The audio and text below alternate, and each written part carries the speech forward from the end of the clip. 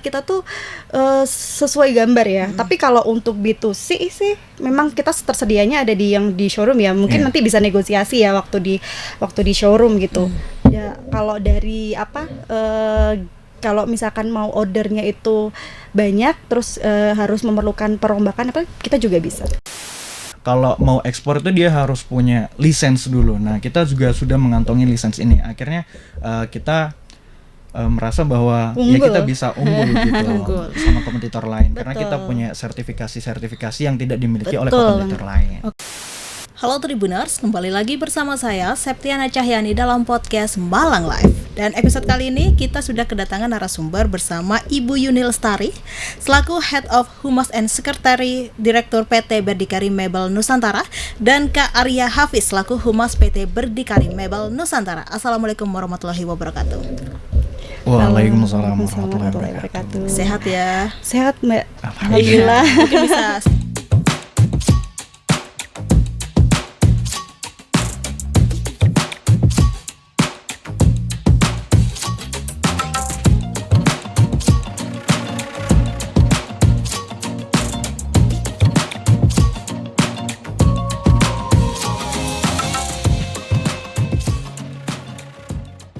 sebelumnya bisa disapa dulu Tribuners yang ada di rumah. Ya, aku sapa dulu ya. Halo Tribuners yang ada di rumah. Perkenalkan saya Tari dari PT BMN. Nanti siap untuk ini ya, memberikan informasi yang memang akan kita share ke Tribuners ya gitu. Oke. Halo Tribuners dimanapun berada. Saya Arya Hafiz Mardika dari PT Berdikari Mebel Nusantara. Saya selaku Humas dan Media di PT Berdikari Mebel Nusantara. Oke, baik, terima kasih Bu Yuni dan Kak Arya atas waktu dan kesempatannya telah hadir di studio Tribun Jatim Network ini. Dan nanti kita akan mengulik tentang PT Berdikari Mebel Nusantara ya, kayak mulai dari CSR-nya, terus juga support UMKM BMN ini seperti apa, dan juga desain interior yang paling banyak diminati Gen Z dan milenial itu seperti apa ya Kak ya.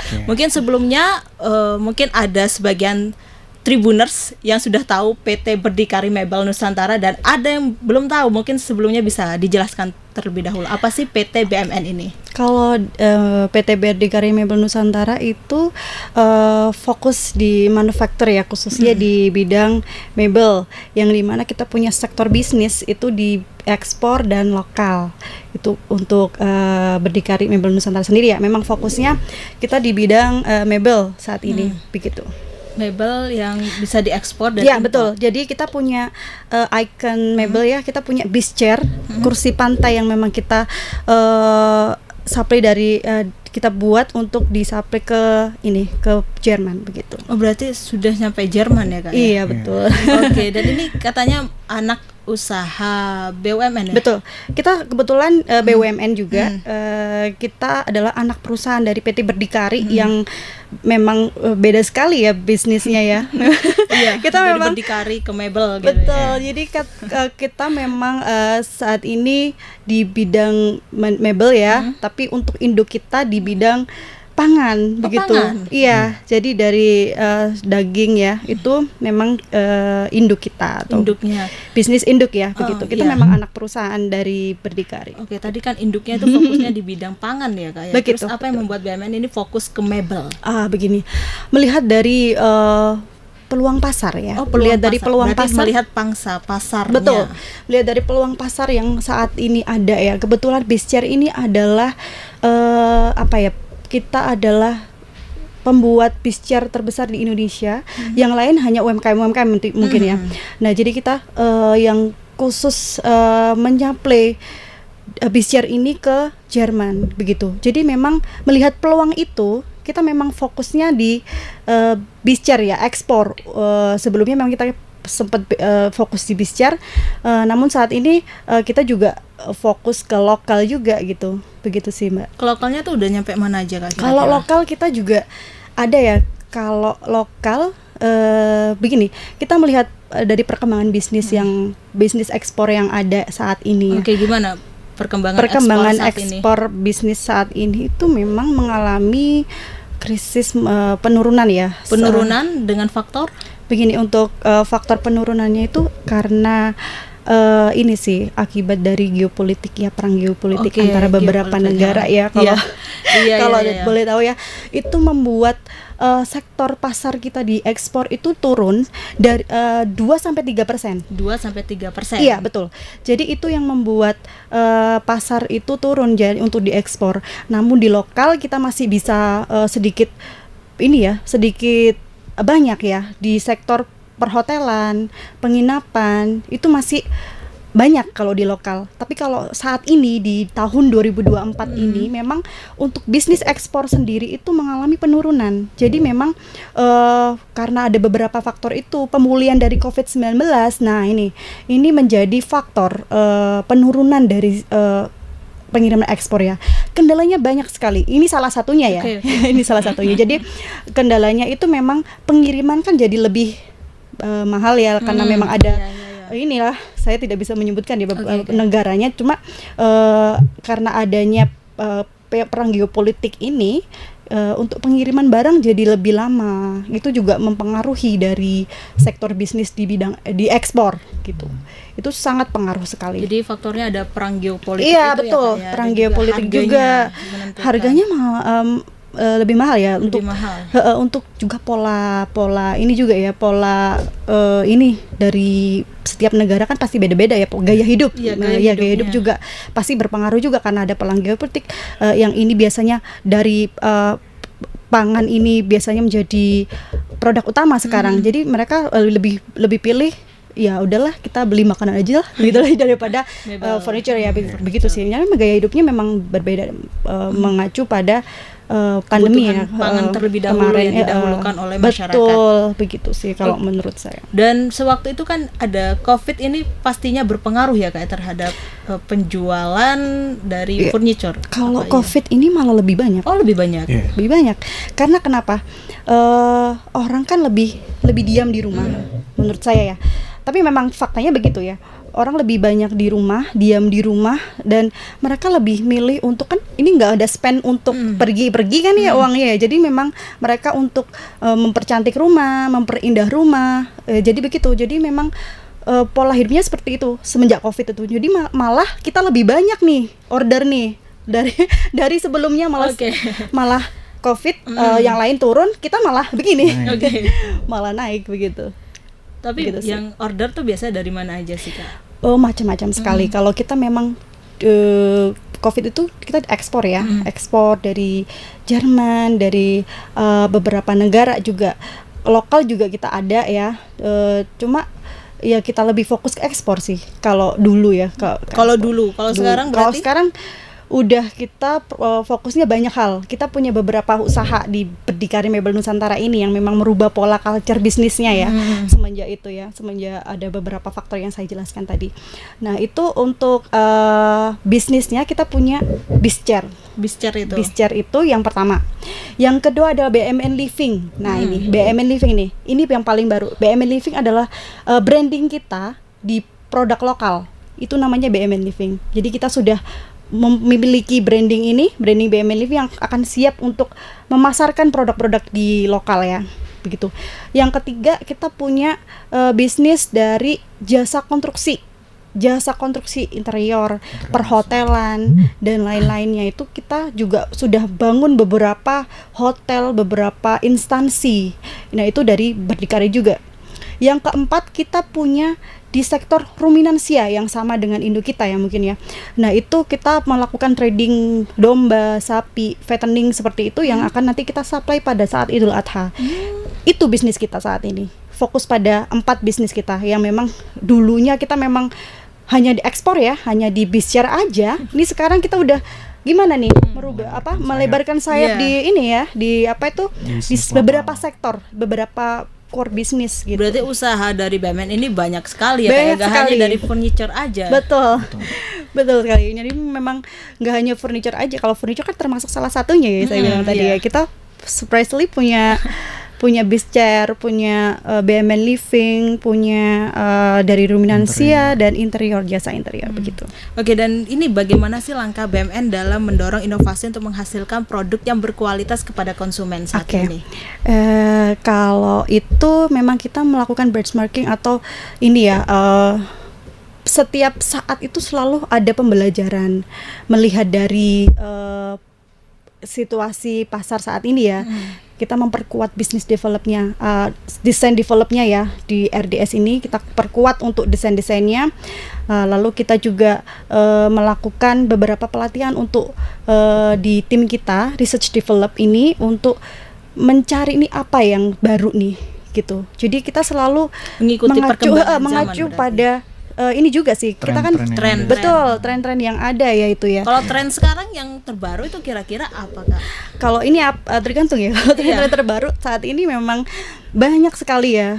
Kalau biar nggak penasaran nih langsung aja datang mungkin ke showroom kita. Langsung ke showroom. Ke showroom kita aja, kita kan ada showroom nih. Iya. Kita ada showroom BMN Living. Kalau memang mau tahu nih apa yang ada di yang jadi tren banyak tren 2024 sekarang. gitu. Iya, Ya jadi tren 2024 nih apa nih? Biasanya nih Iya. untuk orang-orang Gen Z ya. Gen Z Gen Z nih ya, Tribuners mungkin salah satu dari Gen Z ya kan. Iya. Ini juga Mas Arya mungkin Gen Z juga kan? Gen Z juga. Berarti saya juga Gen Z. Gen Z ya, Gen Z jadi Gen Z. senior. Biasanya lebih gini nggak sih kalau Gen Z dia memperhitungkan misalkan ini lebih murah, jadi harga lebih murah, kualitas lebih bagus dan fungsional. Biasanya tahu yang meja bisa dilipat, bisa di ini, jadi itu kan lebih memperluas ruangan ya. Iya, Mungkin iya. seperti itu kali ya yang dilirik oleh Gen Z lebih Minimalis fungsional ya. Fungsinya seperti apa ke Fungsinya depannya? seperti apa? Selain estetika, juga mungkin dari Gen Z ini juga memperhitungkan dari fungsionalnya. Ya, dari ini bisa ada tuh sekarang tuh yang kasur bisa dilipat, yang ini bisa dilipat. Oh ini bisa. Jadi nggak Kita punya memakan. tuh meja-meja kayak gitu tuh, meja-meja yang memang bisa menghemat Di-extendable menghemat gitu, yang ruangan lebih seperti dibesarkan, lebih apa. dikecilkan, itu banyak Betul gitu. banget. Jadi memang seperti itu mungkin yang dari analisis saya memang banyak yang cari soal enggak ini makan tempat gitu ya. Kayaknya itu banyak banget yang seperti itu. Iya, berarti bisa hemat tempat. Betul, yang fleksibel ya, lebih Iya, fleksibel, bisa dipakai apa aja sih gitu. Oke, dan ini kan memasuki eranya digitalisasi ya, Kak ya. Bagaimana sih trik marketing yang dilakukan BMN untuk menarik minat konsumen seperti apa? Gini, kalau soal trik ya itu kan bicara soal bagaimana kita bisa mendistribusikan market kita ya.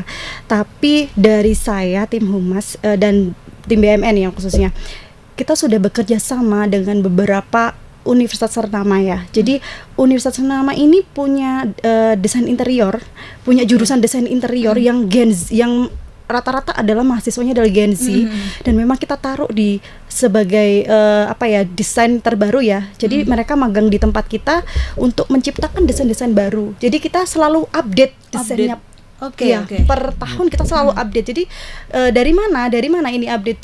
Dari kerjasama kita ke beberapa universitas itu. Betul, dan juga kita juga kerjasama dengan beberapa komunitas desain. Nah, ini penting nih. Jadi perusahaan yang growth itu menurut saya ya, perusahaan yang growth itu adalah perusahaan yang bisa berkolaborasi dengan beberapa instansi atau perusahaan lain ya, atau memang dari instansi atau perusahaan-perusahaan begitu. Itu yang bisa buat kita growth, yang memang informasi-informasi itu yang memang kita perlukan ya. Oke, berarti desainnya tuh nggak monoton itu, Iya, itu betul, aja betul ya, Kak, ya. banget. Bisa bervariasi. Bisa Itu, bervariasi. tapi konsumen tuh bisa memesan desain nggak sih, Kak? Misalnya pengennya desain ini gitu. Bisa banget sebenarnya. Bisa banget, kita tuh sesuai gambar ya. Tapi kalau untuk B2C sih memang kita tersedianya ada di showroom ya. Mungkin nanti bisa negosiasi ya waktu di showroom gitu. Ya kalau dari kalau misalkan mau ordernya itu banyak terus harus memerlukan perombakan kita juga bisa. Oh, bisa jadi memang juga. fleksibel aja. Berarti By custom perombakan gitu. By custom juga. By custom. Berarti customnya itu untuk perusahaan atau bisa per orang gitu, Pak? Kalau untuk custom biasanya memang kita B2B ya, jadi kebanyakan B2B, jadi biasanya per perusahaan sih. Kalau Per perusahaan. selama ini masih belum ada kayaknya kalau untuk Rombak B2C rumah pribadi seperti itu. Mungkin belum ada sih, gitu ya, masih Kak ya? belum kayaknya. Mungkin paling mentok di kafe gitu. Oh, di kayak kafe, di kafe. Kan model-modelannya pribadi ya, karena seperti kan apa. memang sektornya lebih besar ya. Di situ kan. Berarti kalau misalkan rombak by custom itu bisa desain sendiri apa? Bisa. Sesuai selera. konsumen. Sesuai selera kita juga Kita bisa menyesuaikan ngikutin budget desain. Betul. Berarti sesuai Budget. Betul. Yang pertama budget, yang kedua adalah desain mereka yang mereka inginkan gitu. Iya. Oke, dan ini juga kalau misalkan pembelian furniturnya ini bisa melalui sebuah platform ya Kak ya? Iya, bisa. Jadi kalau pembelian yang seperti itu memang kita banyaknya memang di showroom, tapi kita juga menampilkan di marketplace juga. Kita ada Tokopedia, terus kita ada Shopee, kita ada platform yang memang disediakan oleh BUMN yakni Padi UMKM itu, terus kita juga ada Indo Trading Oke. gitu. Jadi kita semua memfasilitasi semua marketplace yang mungkin dari Tribuners gitu ya, pengen beli furniture gitu ya. Nah, kita Iya. bisa sediakan nih dari platform-platform kita browsing aja dengan PT Berdikari Mebel Nusantara Ya, seperti itu. Oke. Nah, ini kan kalau misalkan dalam membangun bisnis ya Kak ya, itu pasti ada suatu namanya kompetitor. Iya, kompetitor, dan strategi BUMN ini untuk memperluas pasar di tengah persaingan industri furniture yang ketat ini seperti apa kira-kira? Ya, banyak sekali langkah-langkah yang memang kita ambil ya untuk saat ini agar perusahaan ini tuh tidak tertinggal dari yang lainnya, khususnya dari kompetitor. Itu tadi kembali lagi untuk memperkuat lini dari sektor pasar ini, kita merambah di lokal ya, yang pertama ya. Yang kedua adalah memperkuat dari core bisnis kita, yaitu Bizcer. Kita perkuat bisnis ekspornya, nggak hanya Jerman aja, jadi kita sudah sampai ke Amerika Selatan, Turki, Jepang. Nah begitu, jadi memang kita perkuat. Kalau memang di Jerman ini masih kurang, kita perkuat lagi ekspornya. Kita perkuat bisnis ekspor di sini. Yang kedua, memang kita yaitu tadi untuk desain ini kita perkuat juga di tim RDS-nya. Jadi research develop ini perlu sekali kita kita perlu update setiap hari. Jadi mereka ada pelatihan di setiap harinya begitu. Jadi memang kita perkuat beberapa sistem, dan juga kita juga melebarkan sayap di bidang jasa konstruksi. Nah ini juga sebagai memperkuat perusahaan ya, supaya update selalu apa yang diinginkan kan. Kalau misalkan dari hotel, dari beberapa itu kan memang desainnya dari ini ya, dari hotelnya sendiri. Jadi kita memang selain jasa konstruksi, kita isi furniturnya begitu. Jadi itu kan membuat kita semakin growth ya. Jadi oh ini yang baru, ternyata permintaan yang ini nih yang sekarang rame gitu. Jadi begitu sih. Ya mungkin nambahin juga, Iya. kalau dari lihat kita juga itu USP, unique selling point daripada kita itu, kita punya sebuah kualitas, karena kita emang basisnya dulu sampai sekarang itu diekspor. Akhirnya kebanyakan produk-produk kita menggunakan kualitas yang memang bukan kaleng-kaleng gitu ya. Bilangnya seperti itu. Bagus banget. Berarti Jadi, berkualitas ya. betul. Bahannya berarti dari apa aja? Kayu solid. Nah biasanya itu lebih ke jati, lebih ke mahoni gitu. Jadi Betul. kayu-kayu yang tebel-tebel, kayu-kayu yang apa, kalau kita bisa istilahnya di Jawa itu belandaran gitu, yang gede, yang besar-besar itu.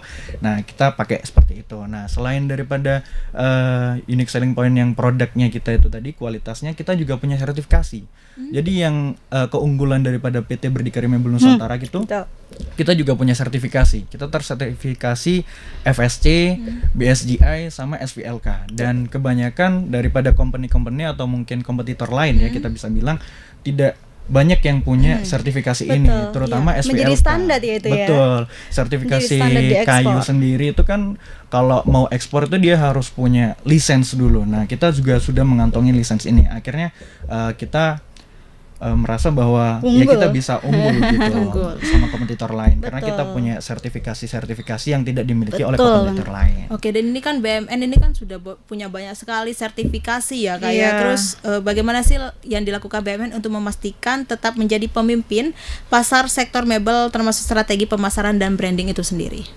Ya, untuk menjadi tetap mimpin ya, yaitu kita beberapa kali untuk memperkuat di core bisnis. Yang pertama itu, dan yang kedua kita juga fokus ya Mbak, fokus di pemasaran, strategi pemasaran yang penting ya. Jadi itu memang jadi standar kita di Berdikari untuk memperkuat business develop dan marketingnya ini seperti apa. Jadi kita perkuat di situ. Iya, lebih Gitu ke sih. lini inovasi produk. Inovasi produk. Karena tadi sempat disinggung kan sama Mbak Tari terkait bagaimana sih cara kita berkolaborasi dengan universitas-universitas Betul. terkemuka. Nah, dari situ kita saling berkoordinasi, saling bekerja sama bagaimana cara kita menciptakan sebuah trend center gitu. Jadi kita menjadikan sebuah trend center, bukan lagi kita mencari tren gitu, tapi Iya, kita trend menjadi center, trend center, ya, betul. begitu. Bagaimana cara kita melihat sebuah mangsa pasar di mana kita saling berkoordinasi dengan mahasiswa-mahasiswa di universitas yang tersebut. Terus kemudian kita juga tadi sempat saya singgung juga punya sertifikasi SVLK, itu yang paling penting sebenarnya. Karena SVLK sekarang kan jadi landasan daripada sebuah corporate untuk melakukan atau penebangan terhadap sebuah pohon, karena itu sertifikasi legalitas kayu. Jadi tidak semua UMKM maupun corporate itu memiliki sertifikasi seperti itu. Jadi kita selain core bisnis kita di manufaktur, kita juga cinta lingkungan. Cinta lingkungan. Seperti itu. Oke. Dan Betul. kalau misalkan di BUMN ya, BUMN ini kan termasuk anaknya Anak perusahaan berdikari. Berdikari. Berarti masuk BUMN. Ini katanya Iya, juga masuk ada BUMN. kegiatan wajib TJSL, tanggung Betul. jawab sosial ya Kak, atau sama dengan CSR ya Kak? Iya, Mungkin sama. bisa diceritakan Iya, CSR kalau atau TJS dari BUMN sendiri. Ya, kalau kita memang ada CSR, ada CSV. Beberapa untuk CSR kita masuk ke universitas. Jadi memang kita menjadi guru atau dosen tamu di Oke. beberapa Dosen praktisi. universitas, Oh, ya praktisi dosen ya, praktisi ya, seperti itu. Terus juga kita menyediakan tempat untuk belajar ya. Biasanya kan ada magang begitu ya. Kita menyediakan tempat untuk bibit-bibit unggul nih. Bukan Bibit masuk unggul. magang Merdeka, bukan ya, beda. Beda. Jadi Beda. kita punya mandiri, punya dari Kita BUMN punya juga program gitu. sendiri. Jadi begitu. Untuk CSR-nya seperti itu ya, rata-rata ya juga. Sempat di tahun kemarin Mas Arya itu kalau boleh tahu ini ada beberapa di tempat wisata itu bagaimana? Betul. Jadi di tempat wisata itu kita juga berkoordinasi, salah satunya di air terjun dekat Pandaan situ. Oke. Kita memfasilitasi secara furniture. Jadi kebutuhan daripada sarana prasarana lah kita Iya. bilangnya itu kita yang fasilitasi dengan logo BUMN, dengan branding logo BUMN. Di situ semuanya kita fasilitasi. Jadi mulai dari kayak gazebo, tempat duduk dan lain sebagainya, itu kurang lebih kita yang fasilitasi. Akhirnya di mana itu merupakan salah satu program tanggung jawab sosial kita terhadap lingkungan juga gitu. Ya, Dan yang begitu. uniknya dari situ adalah kita menggunakan bahan-bahan yang memang kualitasnya secara Bagus. ekspor gitu. Secara Jadi- ekspor memang. Berarti Jadi secara- memang semua standarisasinya kita kualitasnya ekspor gitu. Berarti CSR-nya itu juga menjadi dosen tamu tadi Iya, ya, Kak, ya? betul. Ya, Itu praktisi tadi mengajar praktisi kalau mengajar. sekarang. Begitu sih.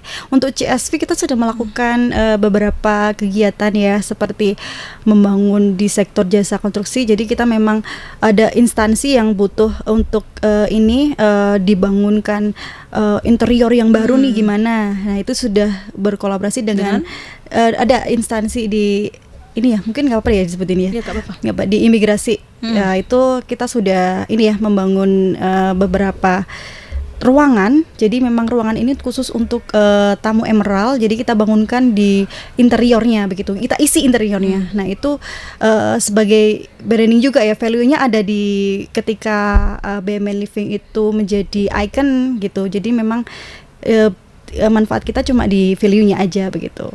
Selain itu juga kita juga berkolaborasi dengan UMKM ya Mbak. Oh, Iya betul, Jadi ada UMKM. beberapa UMKM yang memang kita bina dalam kita binaan. Jadi kita kan punya tadi tuh produk unggulan mulai dari Stancorp. Nah itu kan punya waste, ada bahan-bahan yang memang tidak terpakai gitu, sudah selesai gitu. Nah kita kasih terhadap UMKM untuk pembuatan daripada produk-produk UMKM. Salah satunya mungkin ada di sekitar area Malang juga. Area, berarti Malang, Pasuruan, UMKM Malang, Surabaya juga. Iya, jadi kita berkolaborasi, kita kasih barang-barang yang memang mereka butuhkan. Salah satunya itu kain gitu. Kain, Terus akhirnya kayu, mereka kain, kayu mereka olah dengan produk mereka. Nah, nanti itu bisa ada logo BUMN juga untuk secara ranah promosi atau branding daripada kita seperti Itu itu. nanti sama UMKM-nya dijual kembali hasil Betul. produknya Kita itu. cuma bina aja sih. Membina dari aja. Iya. Dari situ kan kita juga bisa carikan pasar ya Iya. di Iya. UMKM ya. Kita biasanya kalau dari program sampel UMKM kita taruh di showroom kita. Di Betul. showroom. Iya, Berarti kita hasil ikut. dari UMKM-nya itu ditaruh di showroomnya. Betul, kita ikut jualkan juga. Jadi Itu kan misal sebagai daripada- strategi juga ya. Betul, daripada UMKM tadi, kita kan juga punya pasar nih. Nah, kita mengenalkan bahwa kita juga punya kolaborasi dengan UMKM seperti itu. Akhirnya kita jual di showroom, dan itu juga kebanyakan orang juga beli di situ juga gitu. Itu strategi kita ya, supaya UMKM kita ini ada pasarnya begitu. Kita bantu mereka untuk dicarikan pasar. Selain kita bantu di material ya, di material kita juga bantu mencarikan pasarnya nih, gitu. Kita bina mereka sampai mereka ada pasar nih. Begitu. Berarti BUMN ini benar-benar mensupport support UMKM sampai dicarikan pangsa pasarnya ya Kak ya. Sampai dia itu kalau di Surabaya saya punya UMKM dia sampai ke luar negeri nih. Keluar negeri. Betul. Pasarnya sampai ke luar negeri. Bener-bener dari waste kita itu dia bisa olah menjadi barang-barang yang memang laku di luar negeri nih. Mahal sekali juga.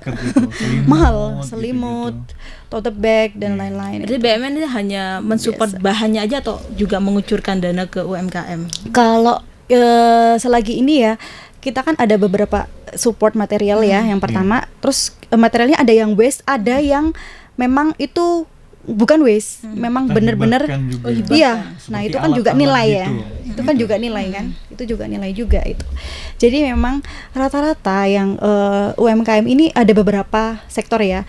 Kita juga membina UMKM yang dari mantan pecandu narkoba begitu. Kita bantu, kita bina sampai dengan mereka melakukan hal-hal positif ya kembali. Itu ya, itu luar biasa sekali. Jadi mereka itu produknya nggak main-main, bagus sekali. Kacamata yang dari kayu itu luar biasa bagusnya. Jadi memang itu olahan-olahan dari mereka nih yang melakukan hal-hal positif ya. Itu kita bina juga itu dari UMKM itu. Selain itu kita ada juga anak-anak disabilitas juga gak sih? Betul sekali. Kita juga ada anak disabilitas untuk diajarkan bagaimana mengolah ya, menjadikan karya dan hasil ya gitu. Jadi memang ada tim kita untuk bantu mereka untuk diajarkan ya, begitu. Kita juga belikan alat untuk mereka juga untuk bisa berkarya begitu. Oke, itu kalau program UMKM tuh tiap tahun atau seperti apa? Iya, kalau program UMKM tiap tahun sih. Tiap tahun. Jadi kita masih pantau ya sekarang. Masih selalu pantau. Dalam monitoring kita juga. Monitoring dipantau kita. tetap ya Kak ya, Iya, dari awal mereka prosesnya sampai tahapan akhir. Betul. Misal mereka punya produk-produk terbaru nih yang mungkin memang masih kolaborasi dengan kita juga ikut bantu pasarkan gitu. Melalui platform-platform yang punya kita gitu. Oke, mungkin ada program ke depan yang ingin dijalankan BUMN itu seperti apa kira-kira? Banyak banget ya. Kalau ngomongin program, ngomongin KIPI ya ini. Betul. Jadi banyak banget program-program yang memang kita ini ya, selain kita perkuat pasar ya, perkuat pasar, bina-bina UMKM ini ya kan, untuk ini kita juga merambah di jasa konstruksi juga. Jadi memang kita banyak sekali program-program yang memang mungkin nanti entah itu nanti punya furniture yang baru atau bagaimana kita buka showroom baru di kota-kota besar. Itu kita punya banget nih. Jadi ntar tujuannya kepengen deh kita buka di Surabaya nih kan. Posisi sekarang showroomnya lagi ada di Pandan.